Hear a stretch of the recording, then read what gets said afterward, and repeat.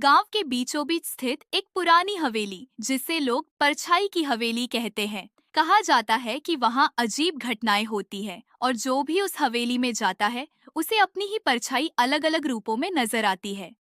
लोग डर के कारण वहां जाने से कतराते हैं। मुख्य पात्र हग आरव, एक जिज्ञासु युवक जो गांव में हाल ही में आया है। 2. तारा, गांव की लड़की जो साहसी और बुद्धिमान है। 3. बाबा रुद्रानंद, एक रहस्यमयी साधु जो इस हवेली के राज को जानता है।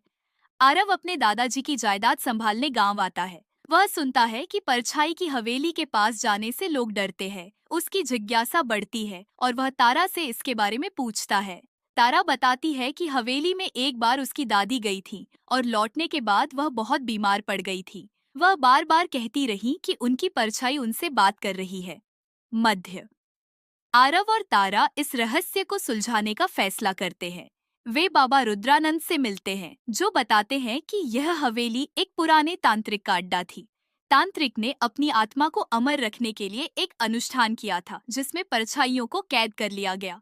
अब उन परछाइयों की मुक्ति का समय आ गया है, लेकिन उसके लिए उन्हें सत्य का आईना ढूंढना होगा जो इसी हवेली में कहीं छुपा है।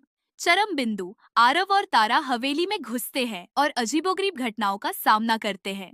आरव को उसकी परछाई भूतकाल की गलतियों के बारे में चेतावनी देती है, जबकि तारा को उसकी परछाई उसके डर से उबरने की सलाह देती है। अंततः वे सत्य का आईना ढूंढते हैं, लेकिन तभी तांत्रिक की आत्मा प्रकट होती है और उन्हें रोकने की कोशिश करती है।